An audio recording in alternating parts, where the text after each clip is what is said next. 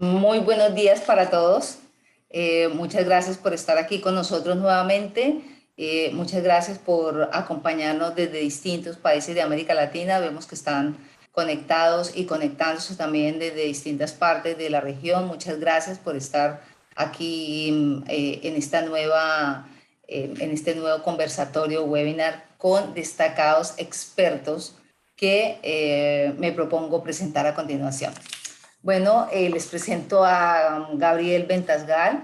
Gabriel estudió Ciencias Políticas y Relaciones Exteriores en la Universidad Hebrea de Jerusalén, Publicidad y Relaciones Públicas en la Universidad Autónoma de Barcelona, España, director del medio digital Hatzah Hasheni, productor de noticias para diferentes medios de comunicación del mundo entero sobre Medio Oriente y es uno de los expertos en terrorismo yihadista y en Oriente Medio de habla hispana, por supuesto, orador y conferencista a nivel mundial.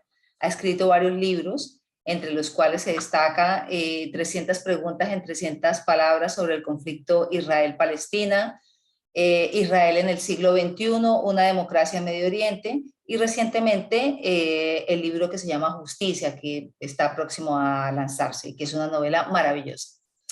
Bienvenido, Gabriel, realmente es un honor presentarte y que estés aquí con nosotros. Muchas gracias. Bueno, también tengo el gusto de presentarles a Farid Badran. Farid es internacionalista de la Universidad del Rosario en Colombia, máster en análisis de problemas políticos, económicos e internacionales contemporáneos de la Universidad Externado, experto en seguridad y defensa, conflictos armados y crimen organizado en Colombia, máster en estudios internacionales de la Universidad Sorbona Nueva de París, Instituto de Altos Estudios de América Latina y GEL. Farid nos va a acompañar también y vamos a hablar un poco sobre este conflicto colombiano que ya lleva más de 50 años y que por momentos uno cree que ya está como al otro lado, ya está como mejorando, pero de un momento a otro se da cuenta que como que hay retroceso, hay nuevos ataques terroristas, hay nuevos conflictos, hay nuevos problemas en Colombia y definitivamente pues la violencia no cesa. Bueno, he hecho un resumen bien grande sobre las biografías de nuestros dos panelistas porque es súper extensa, una experiencia impresionante. De verdad que muchas gracias por la generosidad de compartir el conocimiento y la experiencia que ustedes tienen en este tema de Medio Oriente, del terrorismo yihadista, de ese conflicto en Afganistán, ese conflicto con los talibanes que pareciera que estamos muy lejos de un conflicto de estos, pero que definitivamente pues todo tiene repercusiones a nivel mundial. Así que les agradezco mucho que estén aquí con nosotros y que también nos ayuden a establecer cómo es la injerencia de estos países de esa región de Medio Oriente en ese conflicto talibán y cómo va a llegar esa influencia a nuestro país, a nuestros países en América Latina. Cómo también la influencia de los grupos que ya están en la región y que lo hemos visto por las noticias en Venezuela, que ya hay varias corrientes o varios grupos que hacen parte de la sociedad venezolana de acuerdo al régimen que están teniendo en este momento, cómo nos va a impactar, a impresionar, a cambiar nuestras vidas de un momento a otro. Pues para iniciar, yo los invito a ver un video de la BBC que tomé prestado, que tomé prestado para contextualizar un poco lo que significa o lo que se vivió en de esta invasión de Afganistán desde el año 2001 y por qué sucedió esto.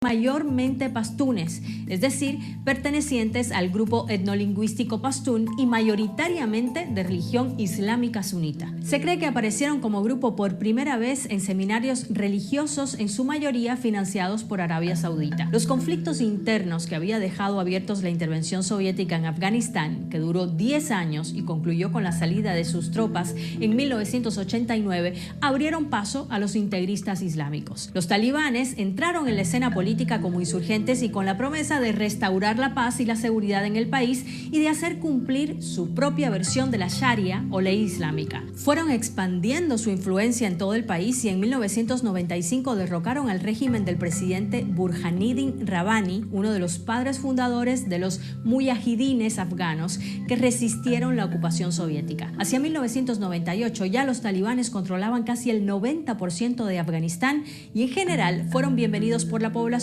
cansada de las luchas internas. Además, los talibanes combatieron la corrupción, hicieron carreteras y brindaron seguridad a los territorios que controlaban. Pero al mismo tiempo, su estricta interpretación de la ley islámica fue denunciada por violar los derechos humanos. Bajo mandato del talibán en Afganistán, se hicieron comunes las ejecuciones públicas de asesinos y de adúlteros, o la amputación de una mano a quienes robaran. El talibán también dictaba la apariencia de hombres y mujeres, para ellos la barba y para ellas la burka que cubre todo el cuerpo. Prohibieron la televisión, la música, el cine y que las niñas de más de 10 años fueran a la escuela. Pero ¿quiénes apoyaban al grupo fuera de Afganistán? Aunque el vecino Pakistán ha negado estar detrás de este grupo, lo cierto es que muchos de los iniciadores del talibán estudiaron en las madrasas o escuelas religiosas en Pakistán.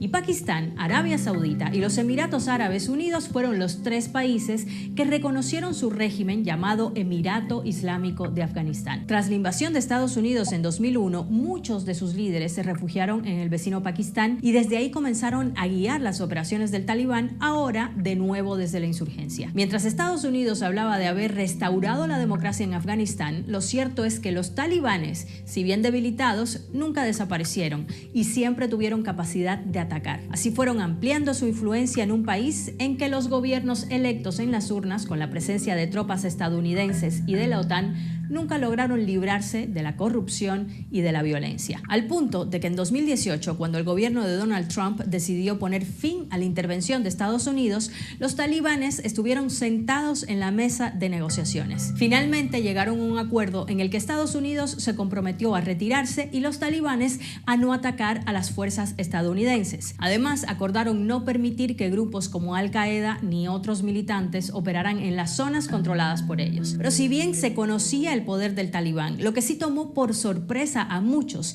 es la rapidez con la que tomaron el control del país y cómo en cuestión de semanas llegaron a la capital Kabul, provocando la huida del presidente Ashraf Ghani, quien dijo que se iba para evitar un baño de sangre en su país. Tras las negociaciones de paz con Estados Unidos, que se sellaron con un acuerdo en febrero de 2020, los talibanes cambiaron de táctica. Además de los ataques a ciudades, bases militares y puestos fronterizos clave, llevaron a cabo una serie de asesinatos selectivos que aterrorizó a la población civil. Sus principales objetivos fueron periodistas, jueces, activistas y mujeres en posiciones de poder. A pesar de que varios funcionarios afganos dieron la señal de alerta al gobierno de Estados Unidos de que no podían enfrentar al talibán sin apoyo internacional, el presidente Joe Biden dio luz verde a la retirada de tropas. Además, la arremetida militar final de los talibanes fue implacable y la resistencia muy poca. De hecho, muchos piensan que su triunfo era inevitable a pesar de los miles de millones de dólares que invirtió Estados Unidos en esa guerra. En solo una semana lograron conquistar 12 ciudades, incluida la capital. Aunque muchos generales estadounidenses y británicos repitieron que habían creado un ejército afgano poderoso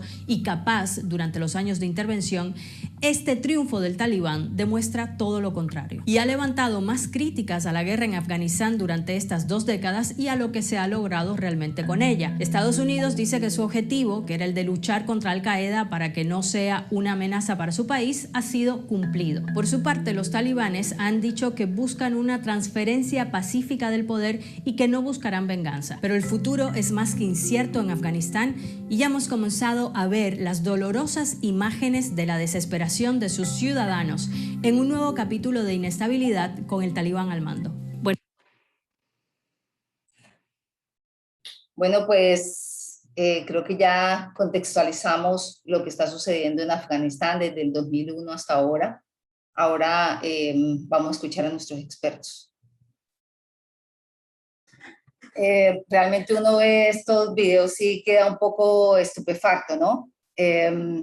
Y quiero como empezar como por el acuerdo que se logró con el presidente Trump sobre los 3 puntos en que se comprometieron los talibanes, que es no atentar contra intereses norteamericanos, no asistir a grupos terroristas que afectaran intereses occidentales, y el otro era negociar con el gobierno de unidad nacional cuando se retiraran las tropas extranjeras, pero ninguno de estos acuerdos hemos visto que se cumplieron. Hubo un ataque terrorista en el aeropuerto con 170 muertos antes de la retirada total de las tropas estadounidenses. ¿Cuál es la percepción que se toma ahí o qué se puede entender de esto, Gabriel? De los 3 parámetros, el que a primera vista cumplieron fue que no iban a atacar a las tropas norteamericanas durante la retirada. Eso lo cumplieron. Porque incluso pueden argumentar el talibán, como ya lo ha hecho, que de hecho el último ataque de todos que ocurrió no fue obra de ellos, sino fue obra de su competencia, o sea, de ISIS-K. Cosa que relativamente podemos ponerlo en duda. A nivel general, todo grupo radical islámico, no importa el nombre que tenga, funciona de acuerdo a una premisa básica en el radicalismo islámico, que es la taquía. Y la taquía es ocultar la verdad, o sea, mentir. Se puede mentir para favorecer al Islam, y eso lo hacen porque copian patrones de conducta del profeta Mahoma, que de alguna manera se puede interpretar que faltó a la verdad. Entonces, como falta de verdad, se puede cumplir, porque todo radical islámico copia la conducta del profeta, considerando que todo lo que hizo es sagrado y perfecto. Entonces, cuando ellos se comprometen a nosotros no vamos a atacar a los norteamericanos, pero no significa eso que no permitamos que ISIS haga su trabajo y que ellos, recordemos que cuando toman el poder, una de las primeras medidas que toman es liberar de la cárcel a los activistas de ISIS. Entonces, ¿qué esperaban? Cuando subiesen de la cárcel, actuasen de forma como si fuese parte de un proceso de paz. Lo segundo fue no atacar intereses occidentales y negociar, lo más importante, con las fuerzas del gobierno oficial. Eso, lo tercero, en forma clara y contundente, mintieron. Derrocaron al gobierno en cuestión de segundos. Yo creo que sería prudente entender que cualquier negociación con radicales islámicos no vale en general el papel donde está escrita, porque la tendencia es a la taquía, y por lo tanto se puede violar un acuerdo si nos conviene.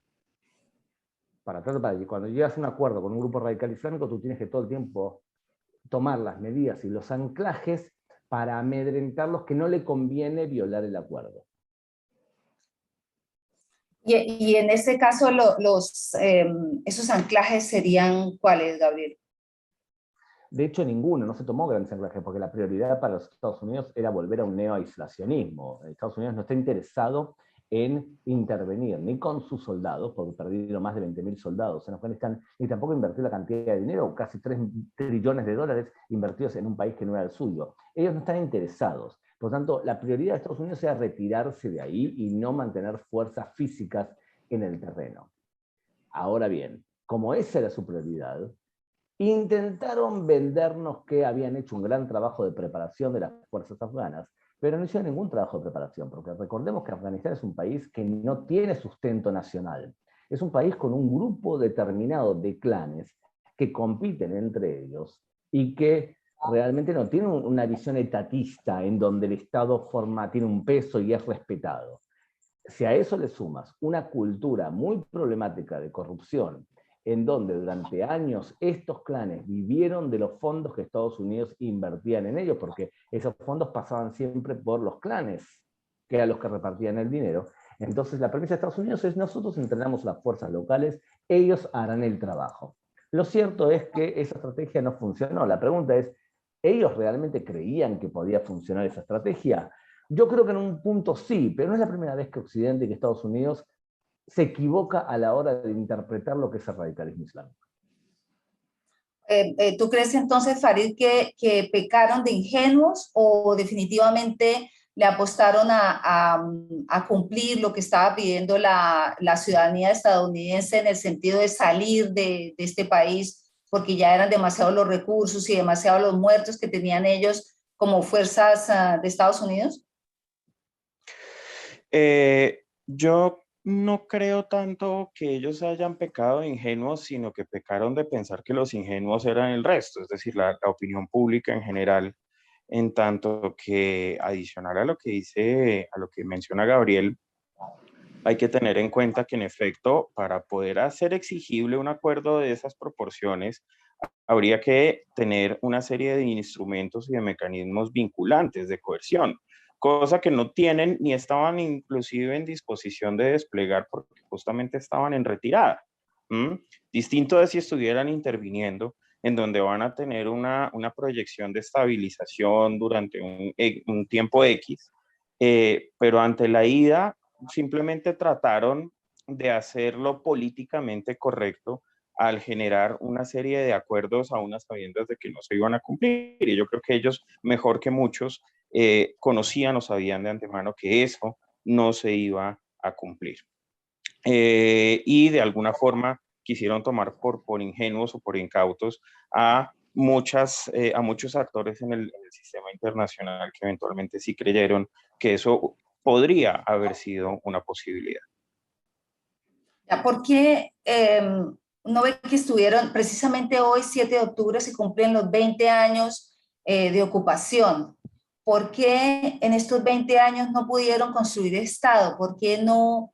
La cultura es imposible de educar. Bueno, hemos visto todo el tema de las mujeres que vamos a comentarlo más adelante, pero ¿por qué no se pudo hacer algo, alguna muestra de construcción de sociedad, Gabriel, o de democracia? Mira, a veces nosotros que vivimos en países occidentales o que vivimos en países con una cultura relativamente democrática, pensamos que lo que nos funciona a nosotros le tiene que funcionar a todo el mundo. Y yo quiero recordar que para que exista un país democrático, con una cultura democrática, tiene que haber ciertos procesos.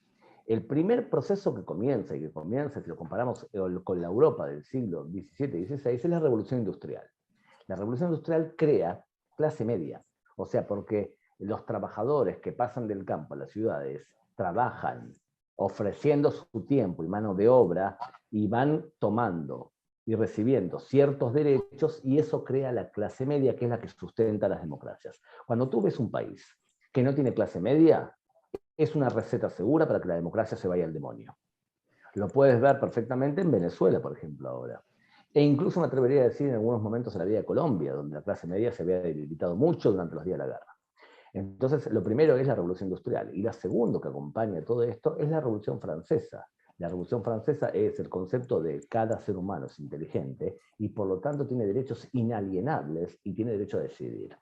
O sea, Revolución Industrial, Revolución Francesa hace clase media y por lo tanto exigimos derechos nacionales, y ahí tienes la dosis para que funcione o lo que se llama la poliarquía.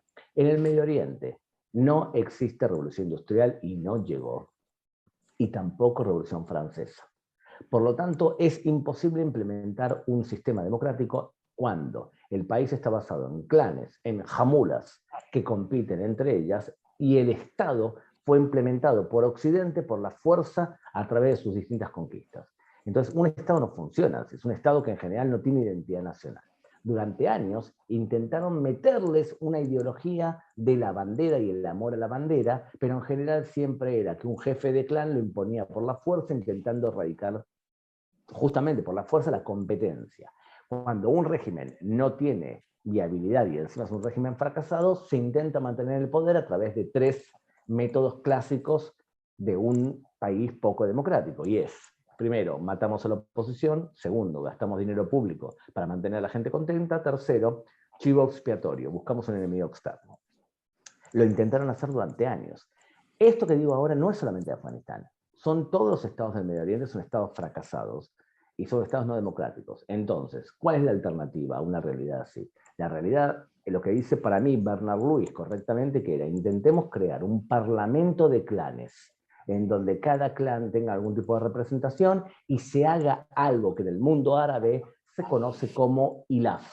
Hilaf es un acuerdo entre clanes, en donde ese acuerdo rige todo el tiempo que el acuerdo se pueda cumplir. O sea, por ejemplo, construimos un dique, todos los clanes trabajamos juntos para ese dique, hasta que ese dique se construye.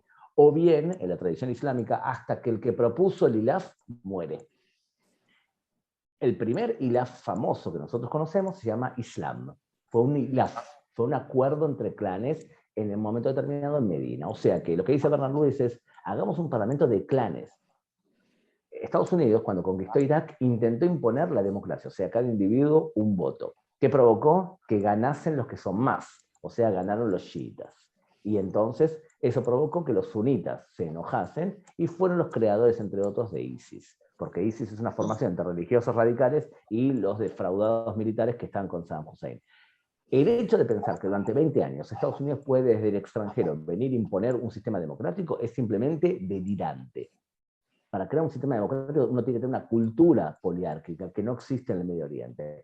Por tanto, yo creo que si medimos, Estados Unidos impuso una democracia, lo logró, fracasó. Y si pensó que podía hacerlo, eran simplemente unas personas inocentes a la hora de pensar así. Pero si lo que nosotros pensamos es, Estados Unidos logró entrar a Afganistán y erradicó que Afganistán sea una base para Al-Qaeda, la respuesta es sí, lo logró. Afganistán dejó de ser una base de Al-Qaeda. ¿Sirvió para algo? Absolutamente no, porque las bases de los terroristas islámicos pasaron a otros países. Pasaron a ser Irán, Irak, Qatar, que es un problemón, no un problema pequeño, un problemón. Entonces, no lo lograron, lo único que hicieron fue pasar que unos terroristas pasasen de un lugar a otro. No es muy alentador lo que comentan, ¿no?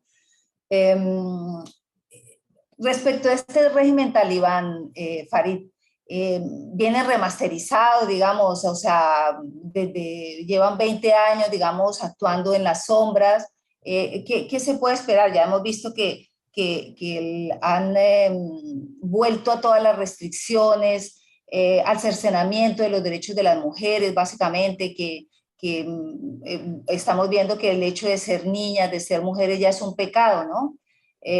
¿Cómo se cree, cómo se están mostrando los talibanes en este nuevo poder?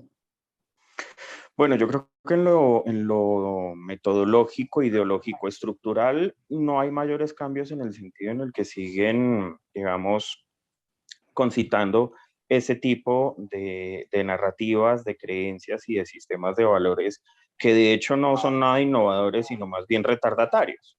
Lo que sí, en cambio, está presentando un nivel de evolución respecto de su turno anterior en el poder es la sofisticación que encuentran, especialmente para su financiación a través de actividades económicas ilegales asociadas al crimen organizado, de lo cual ya hablaremos en un momento. Por otro lado, pues por supuesto, una gestión de radicalización y de difusión narrativa a través de las nuevas tecnologías de comunicación existentes ahora que no las había en su momento. Y también muy importante, un apalancamiento de proyección geopolítica y diplomática mucho mejor afincado ahora que antes. ¿Por qué? Porque pues estamos contando, en este caso, con la participación y el apoyo de China y de Rusia. Y hace poco, de hecho, The Economist sacó un artículo en el que estaba justamente analizando cómo Rusia va a ser el proveedor de todo lo que se requiera en materia de seguridad, mientras que China va a ser el proveedor de todo lo que se requiere en materia de apalancamiento financiero y de infraestructura. Más aún teniendo en cuenta que Afganistán, digamos, sobrevivía, su economía sobrevivía gracias a un 70% de cooperación internacional que estaba siendo suministrada por Occidente. Saliendo Occidente, de ahí queda digamos, un vacío, un boquete importante de financiación que va a entrar a ser suplido por estas potencias que nosotros aquí en este lado del hemisferio consideramos extracontinentales. Entonces, en lo narrativo no hay mayores cambios, en lo ideológico y en el sistema de ideas y valores no hay mayores cambios, pero sí un poco más en las prácticas, en las representaciones. en la sofisticación de su financiación y en la proyección internacional y diplomática que tienen actualmente. Y Pakistán, el papel de Pakistán que Pues, hemos visto. sí, pues es que Pakistán es bien interesante porque durante muchos años Pakistán intentó ser parte o volcarse un poco hacia los preceptos occidentales de gobierno y de administración del Estado, pero digamos, por influjo de determinadas variables, entre estas variables también de orden geopolítico, Pakistán empieza a ser empieza a volcarse otra vez hacia una serie de preceptos más orientales, asociados justamente a, digamos, algunos paradigmas y algunos axiomas que está desarrollando el Estado Islámico respecto de la regulación social y de la regulación política de las personas residentes dentro de un territorio. Y como bien lo menciona Gabriel, el Estado, como lo pensamos desde Occidente, tratar de extrapolar ese pensamiento de Estado en Asia Central y en los países de Oriente Medio, pues eso es una ficción, ¿no? Entonces, no podemos pensar el Estado de la misma manera aquí que como lo podríamos pensar en Asia Central y en Oriente Medio. Luego, Pakistán retoma un poco esos preceptos fundamentales de la regulación sociopolítica más oriental que occidental, y eso de alguna forma empieza a servir de paraguas, digamos, de patrocinio inclusive al desarrollo de todas estas iniciativas por parte del Talibán en Afganistán.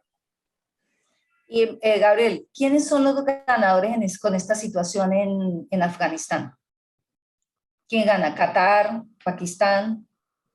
A ver, para poder entender, para responder a esto en general, yo sugiero dividir el Medio Oriente, ante todo, en 4 tipos de países o de organizaciones. Tenemos todos los países chiitas, o que están en la media luna chiita. Y por más que el chiismo es el 15% del Islam, tiene un país que fomenta el chiismo en todo el mundo, que es Irán, ¿verdad? Entonces tienes Irán, Irak, Siria y el Líbano, que están bajo el yugo de alguna manera chiita. El Líbano, que es un país que tiene 30% de población chiita, está dominado y domina el país Hezbollah, que es el brazo ejecutor de Irán en la región. El segundo grupo no son estados, sino son grupos radicales islámicos que quieren imponer califatos o emiratos en distintos lugares. Y ahí tienes ISIS, Ansar, Beit al-Maqdis, Hezbollah, Hamas y demás. El tercer grupo son los países llamados de los hermanos musulmanes, que son radicales islámicos, ideológicos, bajo el modelo de los hermanos musulmanes, y ahí tienes 2 grandes problemas, que son Qatar y Turquía. Y el cuarto grupo son los países sunitas no radicales. Y ahí vas desde Emiratos Árabes hasta Jordania, pasando por una cantidad de países. La retirada de Estados Unidos lo primero que hace es debilitar el papel del sheriff. Estados Unidos era captado en el Medio Oriente como el sheriff del mundo. Cuando se retira por sus propias motivaciones, lo que permite es que las fuerzas regionales se alíen entre ellos para buscando nuevos planes geopolíticos. Y eso ha provocado, entre otras cosas, los acuerdos de Abraham. Los acuerdos entre países árabes y Israel durante la última época, pues se notaba la retirada de Estados Unidos ya desde hace tiempo. Y Europa no tiene la fuerza ni política ni de posibilidad de anclar y de esforzar acuerdos. Entonces los primeros que ganan son las alianzas locales. Los segundos que ganan son todo el eje chiita, porque recordemos que están negociando un acuerdo supuesto de limitación nuclear. Y si yo fuese de la Guardia Revolucionaria iraní y veo que Estados Unidos está en retirada, me envalentono a la hora de intentar expandir la Sharia chiita, tanto en Yemen, como en Siria, como en el Líbano, y no voy a estar muy dispuesto a aceptar cualquier tipo de acuerdo nuclear. O sea que los otros que ganan, por supuesto, que son también los chiitas. Los terceros que ganan son los rusos y los chinos por distintas razones. Los rusos porque intentan de alguna manera reconstruir la zona con lo que puedan, pero esencialmente ganan porque sacan a Estados Unidos del medio, y por otro lado porque intentan, acercándose a los afganos, a los talibanes, al talibán de hecho, que no se les expanda la revolución a ellos tampoco, dentro de su propio territorio, que es el principal interés de Rusia. Y el gran ganador económico, por supuesto, que es China, como bien ha dicho Farid. Entonces, si yo tengo que resumir, ¿quién gana en todo esto? Bueno, ganan los pakistaníes, porque el servicio de espionaje de Pakistán está detrás del talibán. Entonces, ganan los pakistaníes porque nadie los acusa de lo que están haciendo. Ganan los cataríes, porque fue el que le dio cobijo al talibán, y de hecho cuando llegaron al poder anunciaron sus grandes logros en la televisión catarí, Al Jazeera, que es una televisión yihadista en todo sentido. Ganan, por supuesto, los rusos, que ven salir a Estados Unidos, y ganan nuevamente los chinos. ¿Quiénes pierden? Y pierden todos los estados sunitas moderados, porque un triunfo talibán alienta al yihadismo a creer que es posible acceder al poder. Yo les recuerdo que durante los años 70 y principios de los 80 es que se gesta lo que estamos viviendo hoy. Y es la sensación, por dos razones fundamentales, que se puede alcanzar el poder. Se puede alcanzar el poder. Hasta ahora todo grupo radical islámico, incluso los que actúan en Sudamérica, se centran en un fenómeno llamado da'wah, que es acción social. Vamos a intentar ganar adeptos y ganar apoyos. Cuando seamos suficientemente fuertes, podemos pasar a la fuerza física o a la yihad. O sea que primero da'wah, después yihad. Ese es el pensamiento clásico de un grupo radical islámico. ¿Cuándo es que pasan a la fuerza física? Bueno, pasan a la fuerza física en los años 70 y 80 por dos fenómenos. El primero, la revolución iraní, que permitió que radicales lleguen al poder. Y lo segundo, el hecho que los afganos echan a los rusos. Y eso le transmite a todo el mundo que se puede lograr. Si ustedes recuerdan, más o menos somos de generaciones parecidas, supongo yo, pero nosotros sí vimos, y no nuestros hijos, Rambo 3. Rambo 3, en donde vemos a Sylvester Stallone combatiendo junto a campesinos que son buenos, buenísimos, y los malos son los rusos. Bueno, esos campesinos buenos, buenísimos, era el talibán. Entonces, él ayuda al talibán, cosa que ahí les pueden ustedes ver la ignorancia supina de los norteamericanos en creer que realmente los talibanes eran mejores que los rusos. Claro. Entonces, no eran ni moderados ni mucho menos. Ahora bien, esa ignorancia se puede ir curando, y en algunos lugares se ha curado mejor que en otros lugares. En Europa están totalmente confundidos sobre lo que es el radicalismo islámico. Hay países en nuestro continente que son socios del radicalismo islámico, como por ejemplo el régimen de Venezuela, o en un momento el régimen de Bolivia, que son, recordemos una cosa, hay algunas personas que nos están viendo, o Farid, que si no me equivoco es originario de Colombia, recordemos que siempre los malos se unen. O sea, lo que hay seguro es que la persona traficante de drogas o de amapolas, en el caso del talibán, va a terminar teniendo conexiones con el cartel de los soles o parecido. O sea, los malos siempre se unen porque tienen cosas en común, y es el odio hacia al otro. Los buenos no siempre se unen. Las democracias no siempre coordinan y combaten en forma racional a quien las amenaza a la corta o a la larga. Entonces, evidentemente, si yo soy un radical islámico y veo que el talibán llegó nuevamente al poder, me aliento. ¿Cuándo fue la última vez que estaban contentos? En el verano del 2016, cuando ISIS empezó a hacer atentados en Europa y empezó a crear un califato del tamaño de Gran Bretaña. Ahí estaban en la cima de la gloria. Y era la Coca-Cola del radicalismo islámico. Era, vamos a copiar todos a ISIS. ¿Qué ocurrió? Estados Unidos y Rusia coordinaron para atacar desde el aire, mientras que los chiitas atacaban en tierra y debilitaron a ISIS. Y hoy en día no es muy famoso ser de ISIS. Bueno, la moda ahora es talibán. Y cuando termine el talibán, va a pasar a otra moda hasta que otro. Y nos vamos a llamar el Comando Farid. Imagínense. Entonces, vamos a hacer un comando nuevo, que somos radicales, somos nuevos radicales. Entonces, es una cuestión de moda. Yo no creo que la influencia talibán sea demasiado importante. Porque el talibán es un movimiento que no piensa crear un califato a nivel mundial. Quieren tomar el poder en Afganistán puntual. Por eso, tengamos en cuenta, es un movimiento que no es ISIS. Es algo muy pequeño, de un país muy pobre, que no tiene una influencia radical, no ofrece nada nuevo a la humanidad. Nada ideológicamente renovador para el mundo musulmán. Por lo tanto, tengamos en cuenta de que no estamos hablando de un fenómeno que puede sacudir los cimientos de Occidente. Ya, y Farid, ¿y China cómo se va a mantener si bien es un gran ganador, ¿Crees tú que va a continuar en su política de no intervencionismo? Intervencionismo político, De porque el hecho, económico claramente ya sí, incluso nosotros en América Latina estamos... así es. ¿Qué es lo que pasa? Justamente hemos venido un poco acostumbrados a una estrategia de soft power chino en donde justamente a partir de una serie de lineamientos de cooperación internacional en temas especiales de infraestructura y desarrollo, los chinos buscan tener presencia en lugares geoestratégicos en todo el sistema internacional, no solamente en América Latina.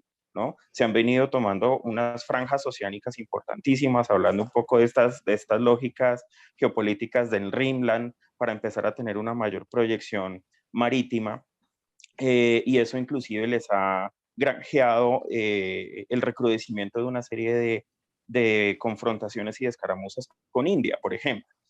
Entonces, hemos venido un poco acostumbrados a esto y China está, digamos, muy interesada en una serie de temas aquí en América Latina, como lo está haciendo también en Asia Central y en Europa. ¿Por qué? Porque pues quiere y busca consolidar la nueva ruta de la seda y dentro de eso, digamos, Afganistán resulta ser un pivote geopolítico importantísimo, ¿vale?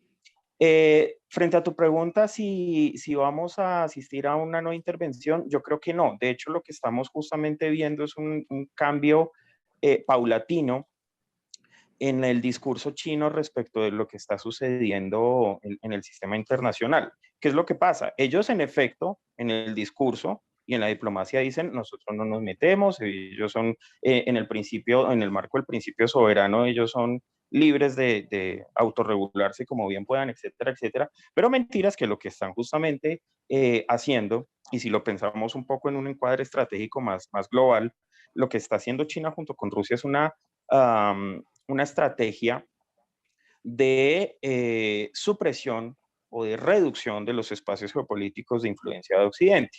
Y eso lo está haciendo especialmente a través de estados que no son necesariamente prodemocráticos, como lo viene haciendo con Irán, como viene haciéndolo desde hace rato con Corea del Norte, como viene haciéndolo con Nicaragua, como viene haciéndolo también con Venezuela, hasta cierto punto con Bolivia, con varios países africanos, especialmente subsaharianos. Entonces, si te das cuenta, hay un patrón, ya un modus operandi de la política exterior china, en donde si bien dicen que no están interviniendo, mentiras que sí están interviniendo y lo están haciendo especialmente en países que no son necesariamente prodemocráticos, con el objeto de reducir tanto como sea posible el teatro de operaciones geopolítico y la influencia geopolítica de Occidente y especialmente de los Estados Unidos en el sistema internacional.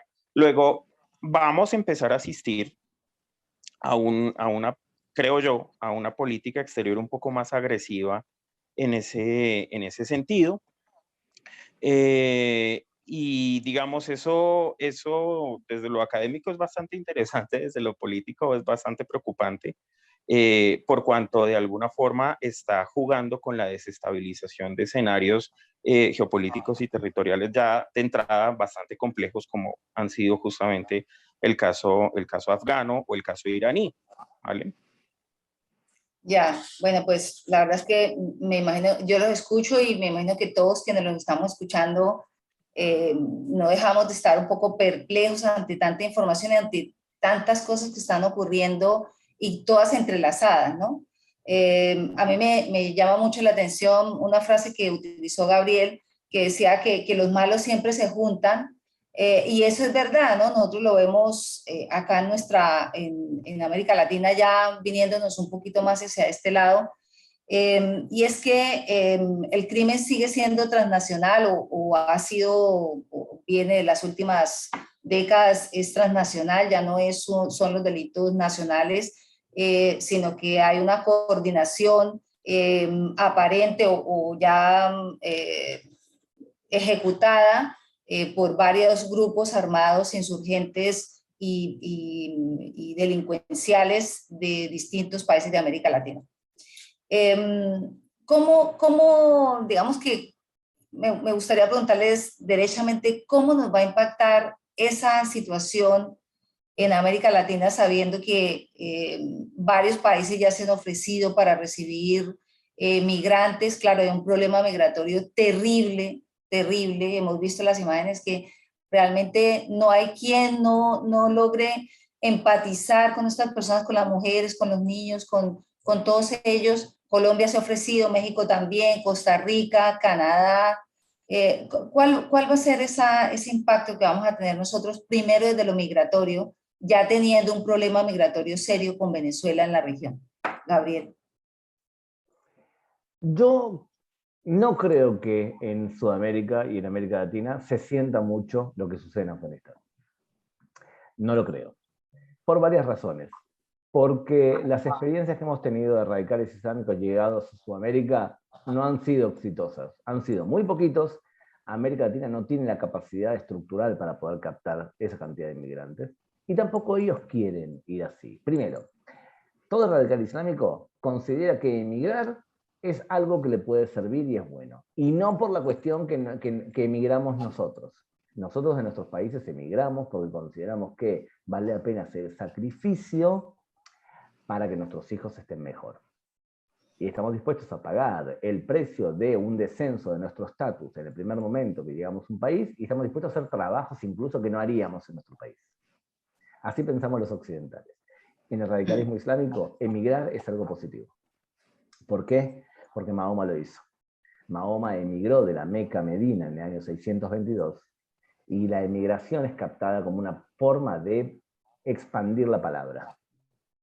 Entonces, a nivel teológico neto, la inmigración no es mal vista. En principio, si tú eres un radical islámico. Las personas que están yendo a Afganistán no son radicales islámicos, la gran mayoría de ellos. Pero, como nosotros estamos viviendo ahora un periodo que en árabe se dice de taqiyya, o sea, de falsedad, y digo taqiyya por lo siguiente: el talibán llega al poder, y lo primero que hace es demostrarle a Occidente que ellos ya no son los mismos que en el 2001. Ellos tienen pánico, terror que los derroquen. Entonces, ¿cómo los van a derrocar a Occidente? Bueno, Occidente los va a derrocar si hay imágenes. Si hay imágenes de ellos golpeando mujeres, asesinando niños y demás, van a circular imágenes y Occidente va a tener que moverse igual que se movió cuando vimos la imagen del niño intentando emigrar a Europa y muerto en la playa. Si hay una imagen, Occidente va a reaccionar. Pero ¿cómo no hay imágenes? ¿Y por qué no hay imágenes? Porque el Talibán se preocupa de que no hay esas imágenes, no porque no existan, existen, pero existen pocas. En la primera etapa de su gobierno va a intentar demostrar que ellos cambiaron. Entonces se hacen entrevistas con mujeres, se filman jugando a los autitos chocadores, haciendo gimnasia, entonces transmitiendo de que, bueno, estamos tranquilos. Y la lógica del Talibán es: si nosotros nos pasamos de listos, nos van a derrocar y se van a movilizar en nuestra contra. Lo que tenemos que hacer es jugar según las cartas de Occidente, que es mostrarnos más moderados y esperar el próximo terremoto en otro lugar del mundo. Entonces, cuando las cámaras de televisión vean a otro lugar del mundo, nosotros de a poco vamos a volver a hacer lo que realmente queremos hacer, que es imponer la sharia según nuestra interpretación. Este periodo de tiempo es un periodo de mentira, de taqiyya. Ahora, la población afgana entiende eso, y por eso muchos parten a otros lugares. La pregunta es: ¿hacia dónde? Bueno, sabemos que se han ido, han intentado pasar a Pakistán y no los ha permitido, porque una cosa es fomentar el radicalismo islámico del servicio de espionaje y otra cosa es captar inmigrantes. El que está preocupado esencialmente son los iraníes, muy preocupados, y hemos visto inmigración a Tayikistán y Azerbaiyán, Uzbekistán en el norte. O sea que tenemos cierta inmigración. Los que están con pánico real son los europeos, porque entienden que ellos son los que van a sufrir la inmigración como sufrieron durante la época de ISIS. Ahora bien, ¿va a pegarnos a nosotros en América Latina esa inmigración? Mi respuesta es contundente: no. No nos va a influir demasiado.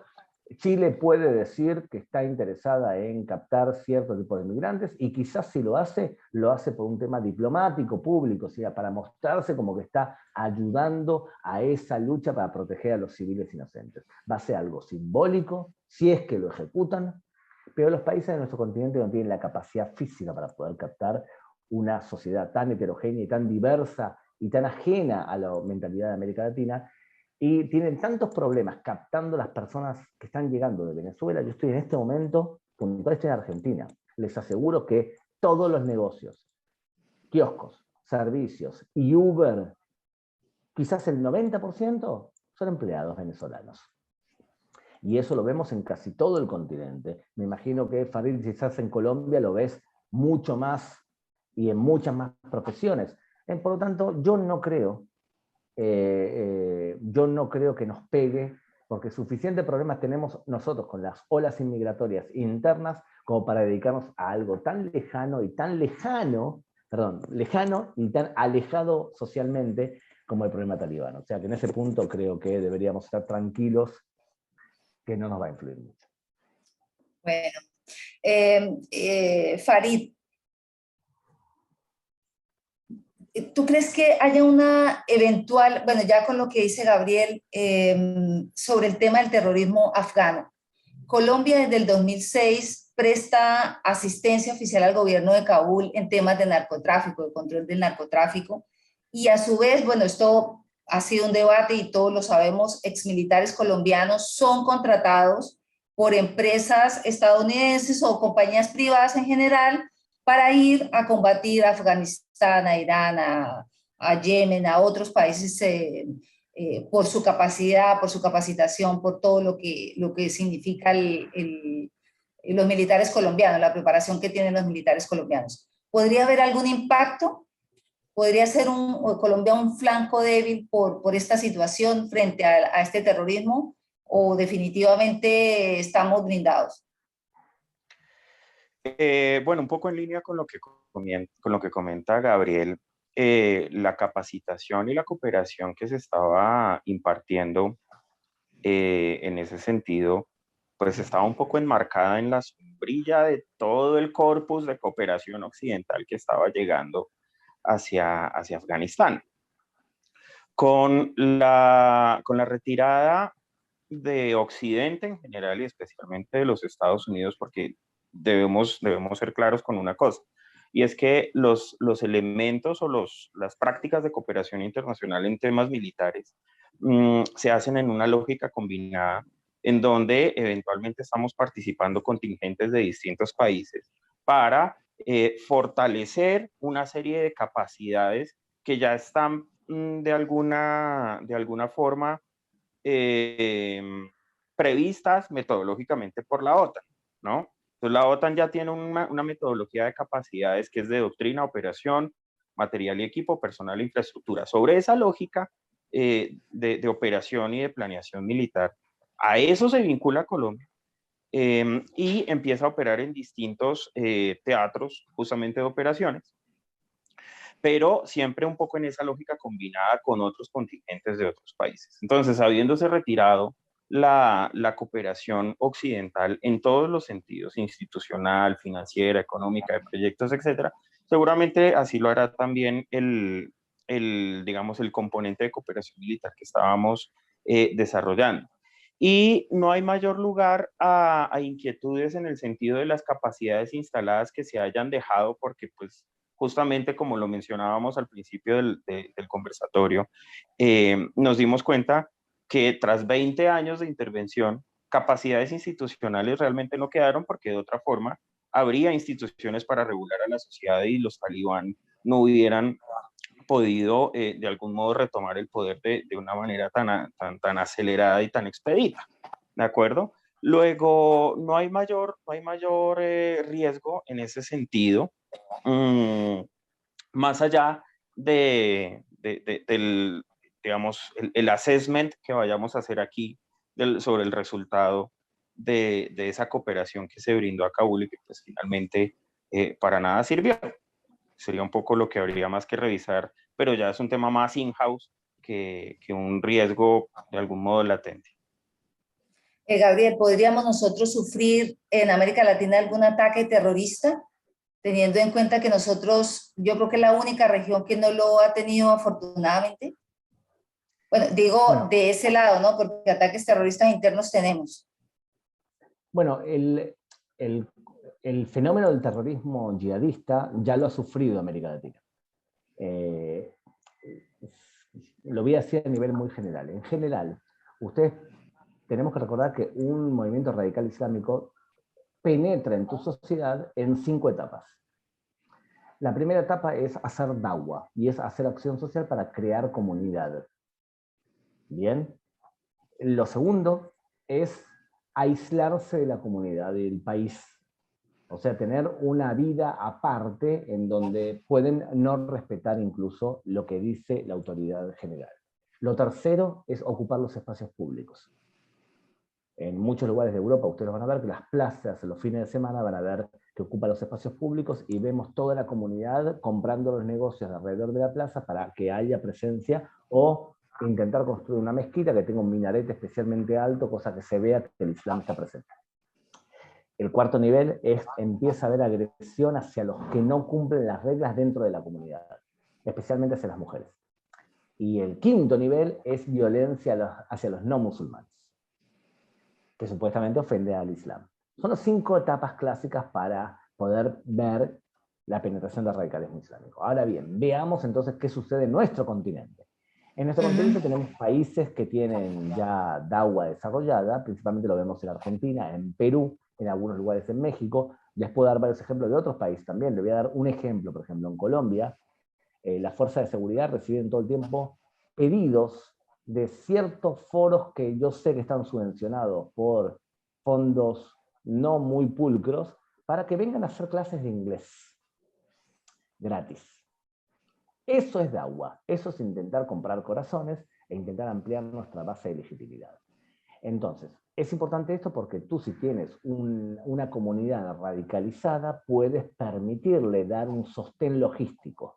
Por ejemplo, de dar todo tipo de información o de comprar cosas que ellos necesitan para poder hacer un atentado. Ya hubo 2 atentados, o 3 de hecho, de radicalismo yihadista en América Latina: el atentado a la Embajada de Israel en el año 92, el atentado a la AMIA en el año 94, y en la misma fecha del 94, un avión que volaron Hezbollah en Panamá. O sea, tenemos ya atentados. Lo que pasa es que en América Latina la penetración radical islámica es más chiita que sunita.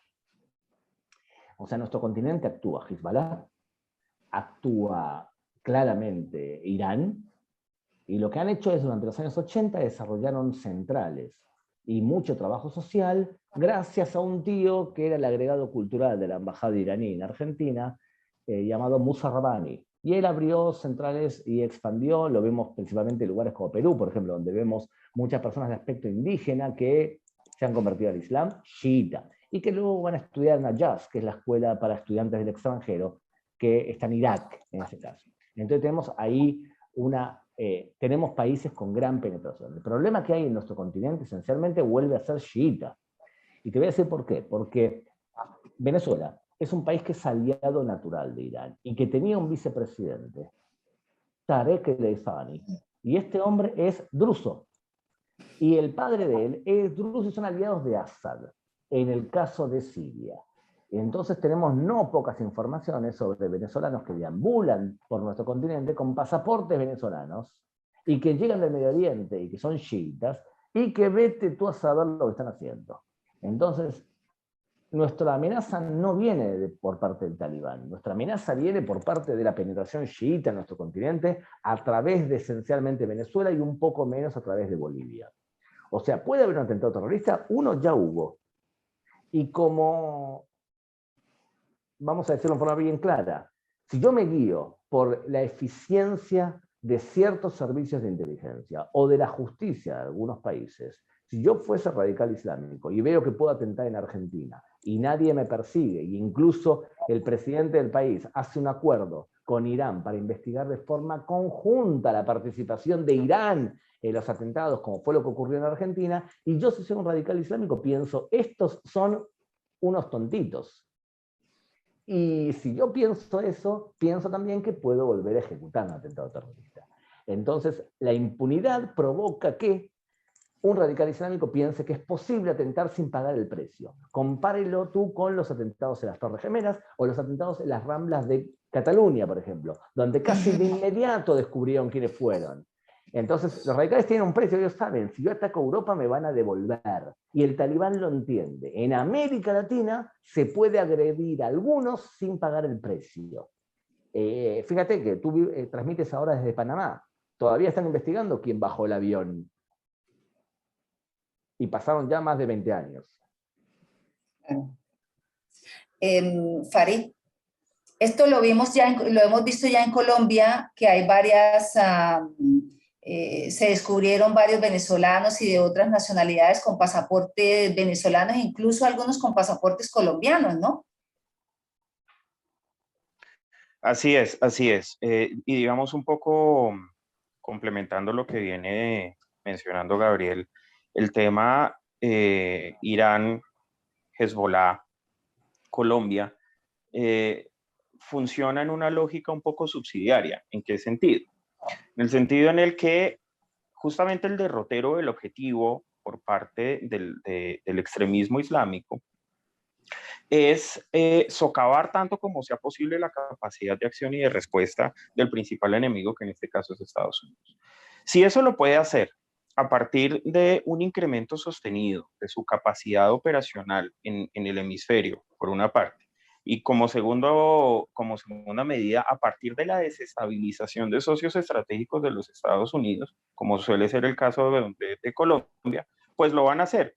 Y puede que no lo hagan directamente a través de uno de las prácticas de ataque terrorista que vemos en Oriente Medio, sino que lo van a hacer a partir de una serie, por eso digo, de actores subsidiarios, que en este caso, ¿quiénes van a ser? Las propias Fuerzas Armadas venezolanas, que están bastante permeadas por una cantidad de problemas asociados al terrorismo y al crimen organizado, pero especialmente también a través de esa asociación intercriminal o convergencia que llaman, con grupos armados al margen de la ley colombianos que están operando del lado venezolano de la frontera. Estoy hablando especialmente de las disidencias de FARC que se reorganizaron en esta segunda Marquetalia y que pues desde hace, no es algo nuevo, inclusive desde antes del acuerdo de paz ya se sabía que tenían una serie de acuerdos y de asociaciones estratégicas con Venezuela y con distintos grupos armados al margen de la ley, con distintos grupos terroristas en una lógica, como les digo, de asociación intercriminal, de financiación, de logística, en donde, como veníamos mencionando previamente, los malos se unen, ¿no? Todos se juntan con gracia o en gracia de buscar esos objetivos comunes. A todos les conviene que Colombia, a todos esos actores les conviene que Colombia entre en un periodo de desestabilización o en un contexto de desestabilización territorial importante, de desestabilización política. A todos esos actores les conviene también reducir la capacidad o el margen de maniobra de los Estados Unidos en la región. Luego, ¿por qué no combinar todas las formas de lucha, como lo dijeron los propios exguerrilleros de FARC en su séptima conferencia, ¿no? Entonces, dentro de eso claramente está empezando a operar un problema de crimen organizado a todos los niveles, pues justamente ya se han identificado varios elementos de los que seguramente ya podremos hablar. Y también exportarlo, ¿no? Entre la misma América Latina. Hemos visto, por ejemplo, el tema de las FARC, cómo ha hecho entrenamiento en Chile también, en el sur de Chile, y bueno, todas las fuerzas de Irán, de Rusia, que están presentes en Venezuela y que definitivamente pues han creado un caos y han originado, si bien Colombia ha vivido convulsionada en los últimos 50 años, han dado origen a una nueva fuerza unida con las fuerzas del narcotráfico de México. Sí, sí, digamos, esto hace parte de una lógica o de una onda de expansión que empieza a tener el crimen organizado básicamente desde la década del 90, en el sentido en el que cuando se empiezan a desestructurar los grandes carteles del narcotráfico en Colombia a mediados de la década del 90, se presenta un desplazamiento de esos centros de poder criminal hacia México.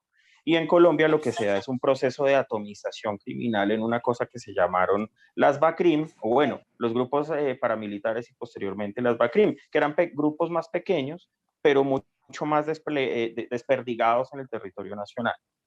Entonces, eso de alguna forma lo que configuró fue, si me lo quieren ver de esa forma, un holding empresarial donde los grandes centros de poder del narcotráfico y de la criminalidad organizada residen en México, pero tenemos una serie de franquicias de criminalidad organizada en Colombia, en Bolivia, algunas en Argentina, un poco a partir del modelo de exportación criminal que se ha venido dando desde México y desde Colombia. Y ahora, pues evidentemente, con el paso de los años se ha venido sumando Venezuela como otro gran actor criminal. Si se quiere, casi que como un estado criminal, en el sentido en el que el crimen organizado ha llegado a un punto de imbricación y de consolidación prácticamente simbiótica.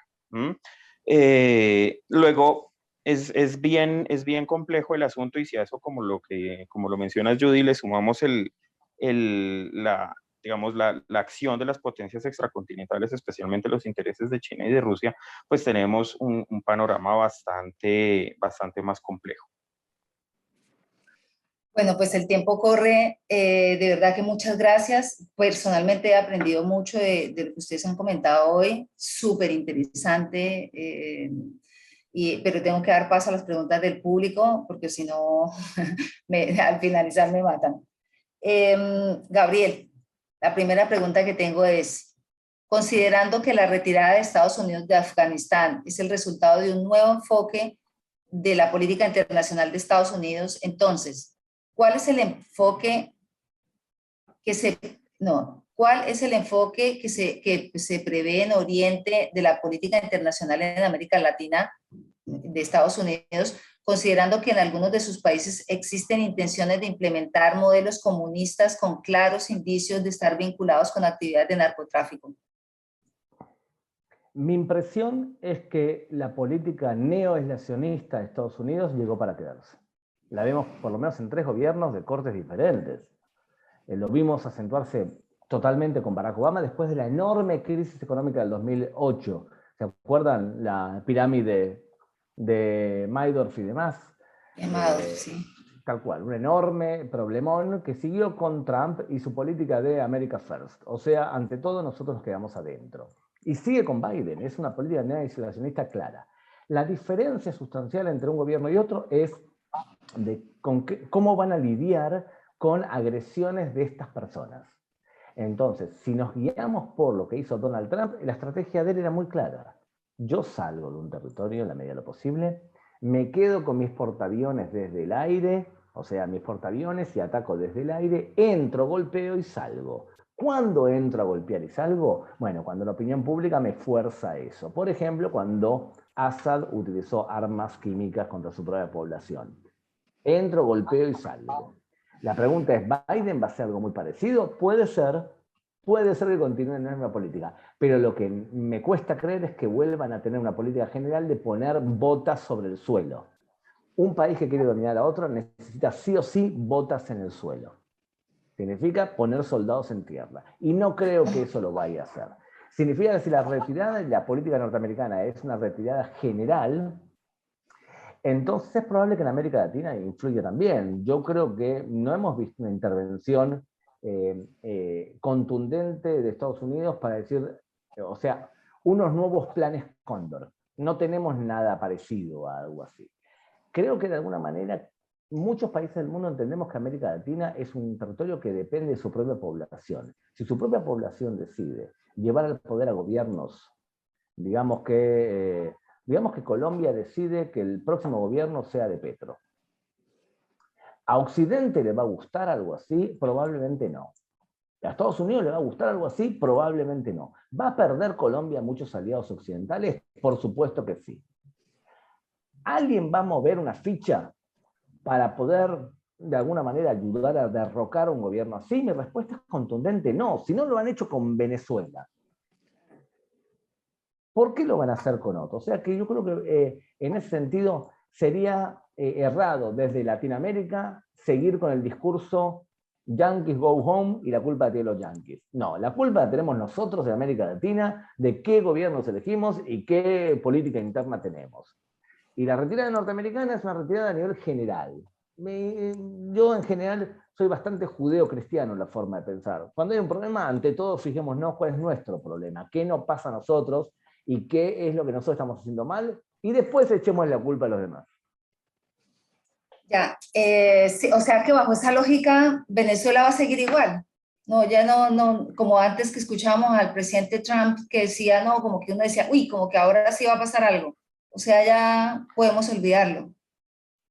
Yo no creo, a ver, la única forma que creo yo que veamos una movilización general para poner un poco de orden en Venezuela es que haya imágenes de desmanes que movilicen a la opinión pública de los gobiernos occidentales a hacer algo concreto.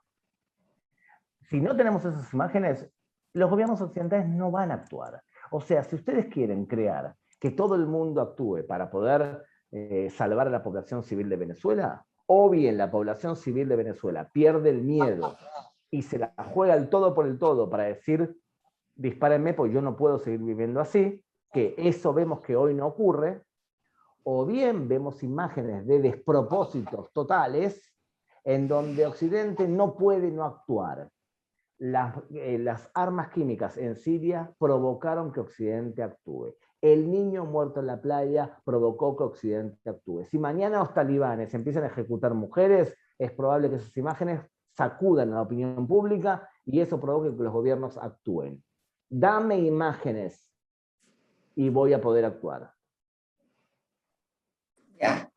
Aquí hay una pregunta que dice, ¿considera una intervención de cuerpos y omisión de paz, como lo hay en el Congo, Sudán del Sur, República Centroafricana, Líbano, Colombia y Malí en África Occidental, podría ayudar a evitar ataques terroristas por parte de los talibanes? Porque ellos actualmente pareciera que no presentan una amenaza alguna porque aún están tomando el control. Pero ¿qué va a pasar a mediano y largo plazo cuando ellos quieran ir posicionándose en otros países? De hecho, esa migración de afganos a Latinoamérica genera un riesgo que entre los que vengan ingresen posibles terroristas que actualmente ingresen de forma pacífica solo esperando órdenes.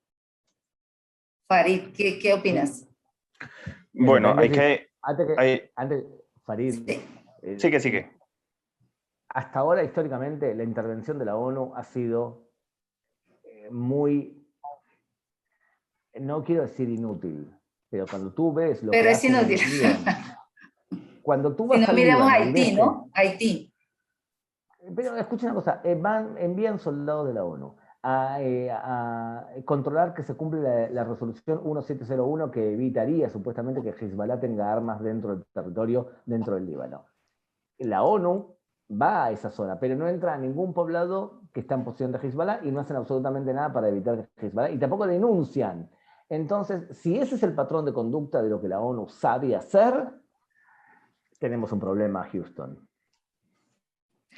Sí, digamos un poco complementando lo que Gabriel dice, hay que tener en cuenta que una óptica muy realista de las relaciones internacionales expresa que las organizaciones internacionales solamente funcionan en la medida en que los Estados miembros así lo determinen, ¿no? Con lo cual, eventualmente, algunas coaliciones en el marco de misiones de mantenimiento de la paz históricamente podrán evaluarse como más efectivas que otras, pero eso depende especialmente del interés de los actores participantes, ¿no? De los que integran esas misiones de mantenimiento de la paz.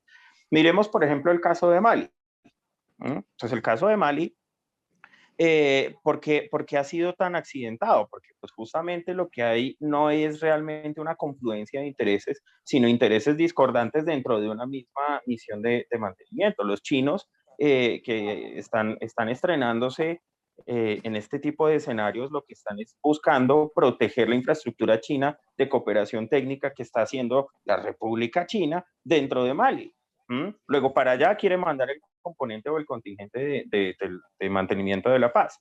Por su parte, Francia, que siempre pues, ha tenido una relación especial con sus excolonias, busca justamente sí estabilizar un poco más el territorio. Entonces, cada actor tiene una serie de intereses distintos y por eso es que a veces las misiones de mantenimiento de la paz o la intervención por parte de Naciones Unidas no funciona. A eso súmele el tema del veto, ¿no?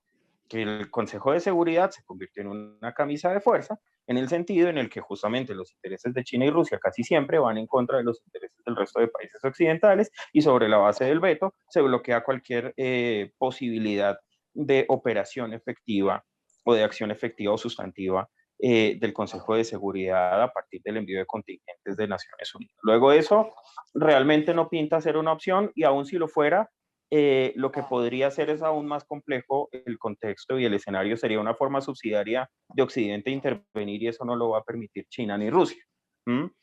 Y por otra parte, como ya lo veníamos comentando, pues el tema de las migraciones. Miren, el tema de la migración como fenómeno en sí mismo no es un problema. La migración fue la que configuró la forma en la que se construyeron las naciones en todo el mundo. Lo que sí es un problema es la mala gestión y la mala regulación migratoria. ¿Mm? Esa mala regulación migratoria pasa no solamente por el hecho de que eventualmente vengan personajes radicalizados a tratar de empezar a adelantar la DAGUA que comenta Gabriel, sino que pues digamos los problemas de la gestión migratoria pasan por una cantidad de cosas, entre otras, de ser garantes de los derechos humanos, porque para eso inclusive firmamos una cosa que se llama Pacto Global de Gestión Migratoria para en el 2016, todo el mundo la firmó y nadie la cumple. ¿Mm? Entonces, ¿cómo eventualmente mitigar un poco el problema asociado al respecto? Pues digamos con una serie de capacidades fortalecidas en materia de inteligencia y contrainteligencia, sin necesidad de criminalizar por ello el flujo o el fenómeno migratorio, ¿sí? Sino teniendo justamente las capacidades básicas necesarias para identificar georreferenciadamente dónde pueden existir o no una serie de problemas, ¿sí? Dónde pueden existir eventualmente surcos o trazas de tráfico de migrantes, y entonces dentro de ese tráfico de migrantes ahí sí poner un poco la lupa, hacer un zoom en ese sentido. Bueno, hay una cantidad de estrategias ahí aparejadas al respecto, pero digamos, toca aproximarse al fenómeno migratorio y al fenómeno migratorio de los afganos, que además van a ser transitorios, eso es importante mencionar. Digamos, la mayoría de los afganos que van a llegar a América Latina lo van a hacer de una forma transitoria mientras se regula el tema del visado para los Estados Unidos, con el objeto de no ocasionar una crisis humanitaria como la que generó Donald Trump con estas jaulas de migrantes separados unos de otros, bueno, etcétera, sino que con el objeto de hacer un tema un poco más regulado y más humanitario es que se va a hacer esta migración temporal. En cualquier caso, las capacidades instaladas de los países latinoamericanos para contener esas migraciones, sobre todo de personas tan distintas en su cosmología, en sus creencias, en sus valores, en sus prácticas, no tenemos la capacidad suficiente. Colombia, de hecho, está en este momento asistiendo a un proceso de casi que de xenofobia contra la migración venezolana, y eso que somos prácticamente lo mismo, cultural e identitariamente hablando, somos muy parecidos en muchos temas. Y aún así los configuramos a ellos como una otra edad. Colombia jamás ha sido muy amigo de las migraciones. Colombia nunca recibió los japoneses, nunca recibió realmente muchos musulmanes, salvo en el norte, una serie de libaneses y de turcos, de donde justamente desciendo yo. Pero más allá de eso no vimos las olas migratorias que se vieron, por ejemplo, en Brasil o en Perú o en otros países latinoamericanos. Luego, el tema de la gestión migratoria hay que revisarlo con cierto ánimo crítico, sí con cuidado, pero sin llamarnos tampoco a un pánico exacerbado al respecto. Gabriela, aquí hay una pregunta que dice, ¿habría algún interés solapado de los gobiernos sudamericanos y centroamericanos de recibir a estos afganos? No, no creo que ningún gobierno... a ver, los gobiernos intentan hacer diplomacia suave, significa intentar posicionarse en el mundo buscando una ventaja relativa. Entonces, si tú eres una potencia tecnológica y todo el mundo te conoce porque eres Japón y los mejores autos a mi criterio son los japoneses, entonces uno sabe que de Japón se va a esperar una calidad determinada. Tú sabes, cuando tú compras chino, sabes que tiene un montón de problemas en su gobierno interno, pero los productos chinos son las mejores imitaciones de mayor calidad que se puede conseguir a precio accesible. Entonces, cada país tiene su ventaja relativa con respecto a otro. Muchos países del mundo intentan mostrarse como que son amantes de la paz, impulsadores de las reglas internacionales y que colaboran de forma proactiva para posicionarse como un país moral. El ejemplo más sobresaliente de esto es Suecia, que transformó esto que acabo de decir ahora en una religión, a tal punto que abrió sus puertas de par en par a la inmigración musulmana y ahora no saben cómo convivir con eso. El nivel de violencia que hay en Suecia con respecto a la inmigración musulmana, a ver, Yo no conozco bien la historia de Farid, pero por lo que entiendo por el nombre de él y por lo que acaba de decir ahora, me imagino que debe venir de una familia cristiana maronita, supongo, o parecida, y que llegó en los años 20, 30 a América Latina y que los primeros se dedicaron a las telas y negocios parecidos, me imagino, si fue tu abuelo el que vino aquí. Pero si tú le preguntas a tu abuelo qué significa ser cristiano en el Medio Oriente, él te va a decir exactamente lo que es ser cristiano en el Medio Oriente y lo difícil que es ser cristiano en el Medio Oriente. De hecho, si tú quieres ver quiénes son los que realmente están perseguidos en el mundo, son los cristianos en el Medio Oriente y las mujeres en el Medio Oriente. Entonces ahí tienes dos grupos problemáticos. Suecia, con una política totalmente inocente, abrió sus puertas y hoy en día hay lugares en donde realmente no se puede transitar. Y lugares en Francia donde la policía ni siquiera entra. Entonces, un país puede imitar a Suecia y transformarse en el paladín de la moral. Ningún país latinoamericano va a querer algo así porque no tienen dos cosas. No tienen los recursos para poder cumplir algo así. Y además no tienen la prensa que los respalde para posicionarse con algo así. Entonces yo dudo que lo hagan. Lo van a hacer quizás en forma simbólica, van a recibir 10, pero las experiencias que hemos tenido tampoco en Sudamérica han sido muy exitosas. Recuerden los liberados en Guantánamo que llegaron a nuestro continente. Fue, como bien dijo Farid, un momento de paso. Captaron en Uruguay, si no me equivoco, había sido un preso de Guantánamo, lo captaron en Uruguay y terminaron apareciendo en las noticias por el trato que tenía la mujer, algo parecido, o sea que fue un hecho bastante claro, ¿no? Ya, de todas maneras, nosotros aquí tenemos claro que lo transitorio puede ser permanente, ¿no? Se puede convertir en permanente, o sea, nosotros tenemos varios casos y varios ejemplos que lo hemos visto como el transitorio y se han asentado y quedado, ¿no? Aquí hay una pregunta y dice... Fíjate lo que dice Edgar en la pregunta. Realmente, los países de América Latina, en general, no tienen ningún beneficio de esa captación, salvo en su imagen internacional. Nosotros somos los que salimos a proteger a los civiles del mundo. Pero salvar a 5 o 6 civiles también es un aporte, pero es más que nada un aporte a tu imagen. Ahora bien, ¿pueden estos inmigrantes hacer un aporte? Por ejemplo, como volvemos a los venezolanos en nuestro continente. El aporte de la inmigración venezolana es, por ahora, están ocupando un marco de trabajo que los locales no están dispuestos a hacer en este momento, o bien que los venezolanos están dispuestos a hacer a menor precio. ¿Por qué? Y porque tienen que enviarle dinero a sus familiares. Entonces, es algo muy normal, muy común. En el caso de lo que dijo Farid fue, en el caso de Colombia, por la cantidad, supongo, está creando cierto nivel de xenofobia. En otros países, menos. Y hay otros países que tienen xenofobias en otros problemas. Por ejemplo, hemos visto casos de Chile, en donde hemos visto casos de xenofobia contra la inmigración de Haití. Entonces, es un proceso. Traer a personas que no tienen ni siquiera el mismo idioma, ni la misma religión, y ni la misma cultura política, puede llegar a ser más traumático, a menos que sea un número simbólico que no deja de ser un titular de noticias durante algunos días. Ya, dice otra pregunta. En este contexto, ¿creen que es factible comercialmente hablando posibilidad de bloqueos de acuerdo a quienes apoyan el régimen y quienes sean clientes proveedores de ellos? No, digamos, perdón, me tomo de una vez la palabra ahí. Sí. Mira, ponle cuidado a lo que ha venido sucediendo con el tema de los bloqueos económicos. Eso dejó de ser una estrategia efectiva desde hace mucho rato. Si tú miras, por ejemplo, el bloqueo económico y comercial que se le ha impuesto a Corea del Norte, eso de alguna forma lo que ha propiciado es el desarrollo de un esquema de financiación ilegal del régimen de Corea del Norte, obviamente soportado por parte de China y a partir de lo que se conoce de la Oficina 39, que es básicamente la Oficina del Crimen Organizado de Corea del Norte, en donde a partir del contrabando de textiles, de la falsificación de dólares y otros temas asociados al crimen organizado, Corea del Norte tiene un flujo importantísimo de dólares. Si pensamos ahora en el caso, por ejemplo, venezolano, en donde hemos visto desde hace algunos años una serie de restricciones económicas y comerciales sobre Venezuela.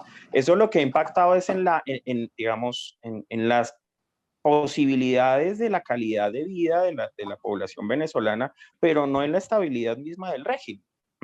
¿Por qué? Porque el régimen se sostiene a partir, primero sí, de un apoyo legal, porque pues China y Rusia lo han salvado varias veces del default en el tema comercial y financiero, pero pues no hay que llamarnos a engaños. Venezuela, por ejemplo, pues vive o sobrevive gracias, entre otras cosas, al contrabando y al crimen organizado. Todo el tema del cartel de los soles, todo el tema del contrabando de combustible, todo el tema, por ejemplo, de los lingotes de oro que tiene por muchos otros lados, temas de minería ilegal, narcotráfico, pues claramente cada vez más exacerbado. Venezuela fue ruta de paso y sitio de almacenaje del crimen organizado, esa siempre fue su vocación geográfica, pero ahora Venezuela está empezando a convertirse también en un productor de narcóticos, especialmente en la franja de frontera con Colombia.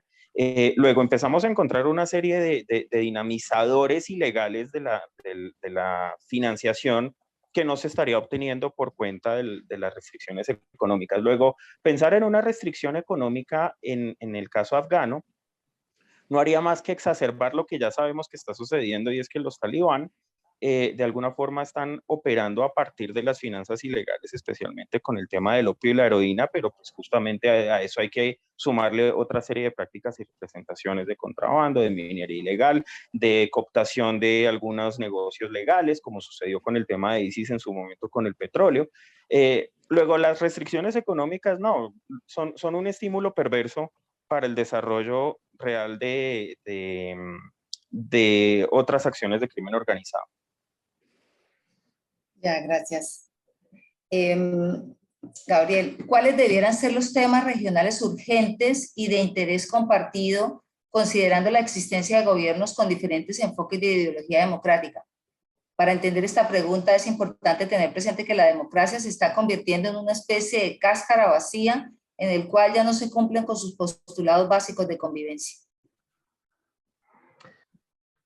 Yo creo que en general considero que la comunidad internacional debería reorganizarse y no es posible meter en el mismo grupo a países democráticos y a países no democráticos. No puede ser que haya una ONU con 193 países, de los cuales 2/3 partes no son democracia.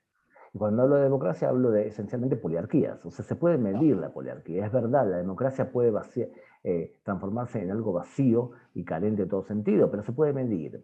O sea, cuando un país tiene derechos civiles para su población, se acerca a la poliarquía. Cuando un país tiene múltiples opciones políticas, se acerca a la poliarquía. Cuando un país tiene libertad de prensa, se acerca a la poliarquía. Cuando el gobierno decide algo y la población lo cumple, se acerca a la poliarquía. Y cuando la población tiene cultura política, se acerca a la poliarquía. Eso se puede medir, y de hecho The Economist cada 2 años hace una encuesta bárbara donde mide los niveles de poliarquía.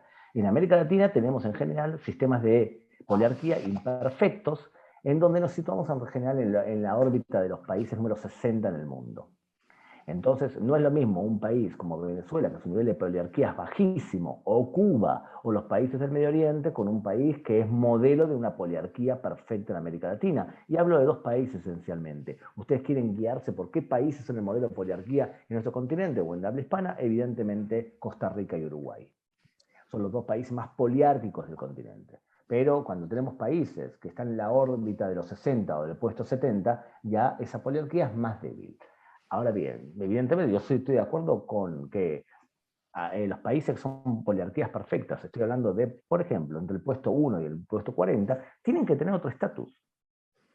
Tienen que tener otro estatus. No es lo mismo un voto de Qatar, y el problema que hay es que hay una frase en árabe que dice: si tú me necesitas, yo te compro.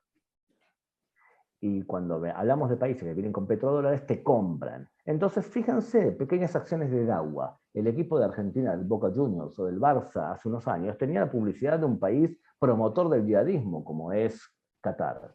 Y ahora Qatar es dueño, además, del Paris Saint-Germain, que ha comprado a Lionel Messi. O sea, son países que reciben legitimidad en forma constante y que son yihadistas. La comunidad internacional moral tendría que tener claro que no pueden jugar en el mismo estadio países que son yihadistas y países que no, o países radicales y no democráticos que no.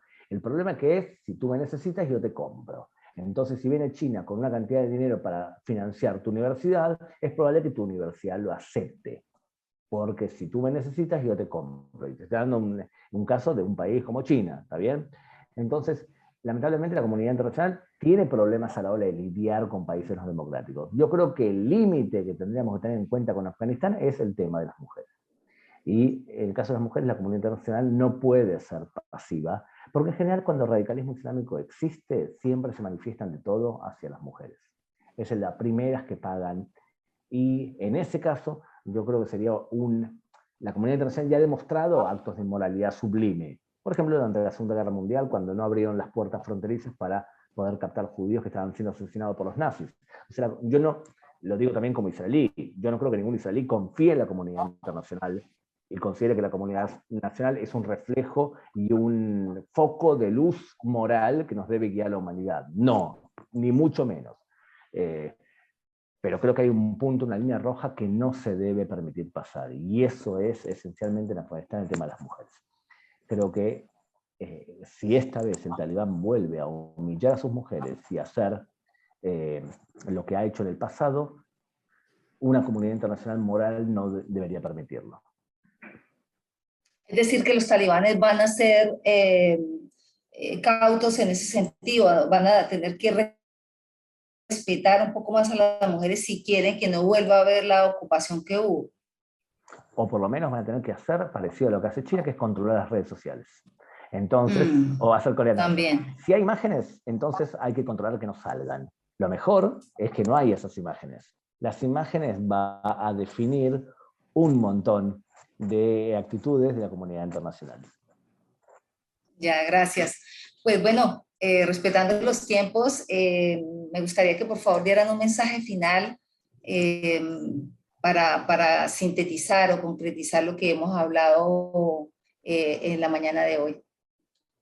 Farid, por favor. Gracias. Bueno, yo creo que el panorama, igual que el contexto en el que nos estamos moviendo en general en el sistema internacional, es un panorama de transición y de reacomodación de poderes. Es lo que está sucediendo de nuevo en Afganistán.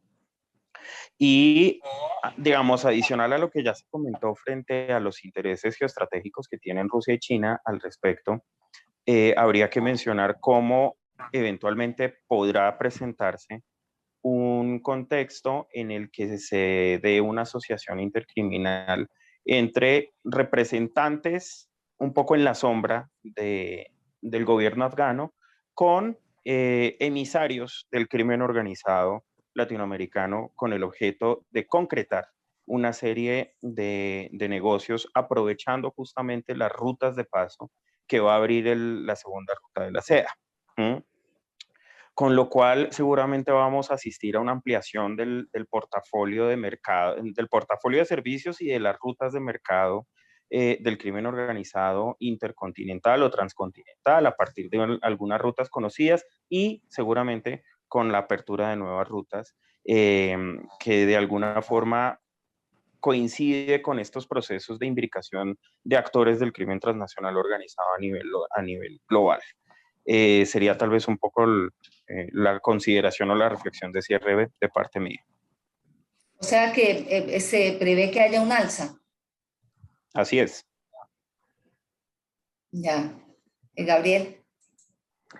Estoy completamente de acuerdo con la evaluación que ha dicho Farid. Creo que estamos, y además que nos vamos acercando a un conflicto abierto cada vez más claro entre China y Estados Unidos, que va a ser la agenda fundamental de las futuras. Estamos entrando en un periodo post-petrolero, en donde los países árabes van a dejar de tener la fuerza que han tenido en los últimos años, y estamos entrando en un periodo de conflicto claro, en donde van a ser otras potencias, y América Latina va a tener que decidir de qué forma se adapta a ese nuevo escenario.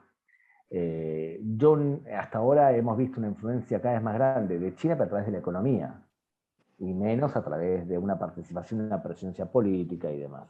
No creo que los cambios ocurran en China internamente, no creo que eso provoque un vuelco político de China, sino que lo que tenemos es una economía de mercado dominado por un partido.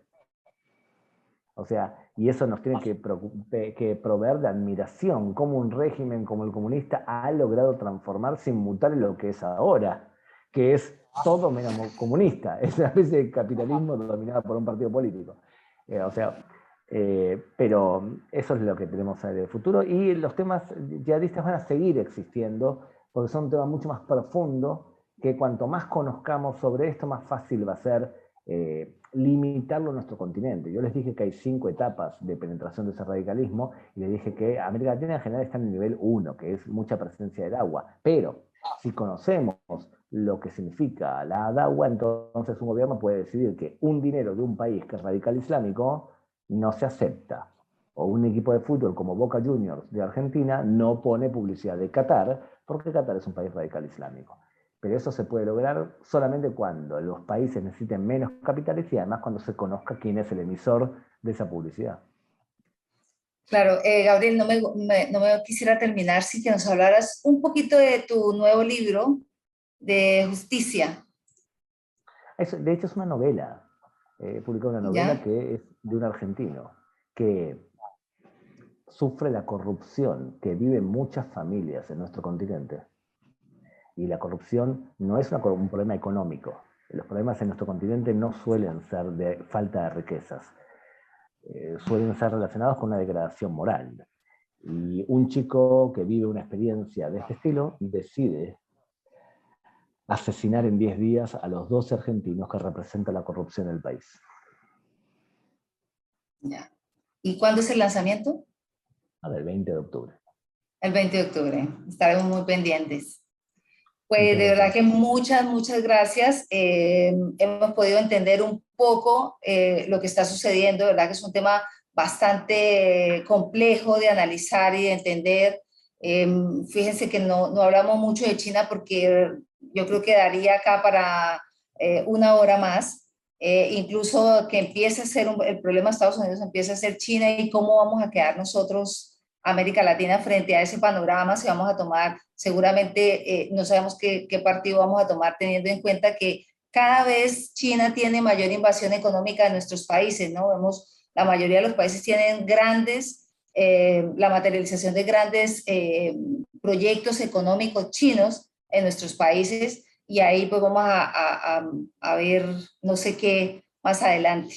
Así que gracias de verdad por su tiempo, por la generosidad de entregarnos el conocimiento y por explicar de la mejor manera y la forma más primaria este tipo de temas que son tan complejos de analizar y de entender.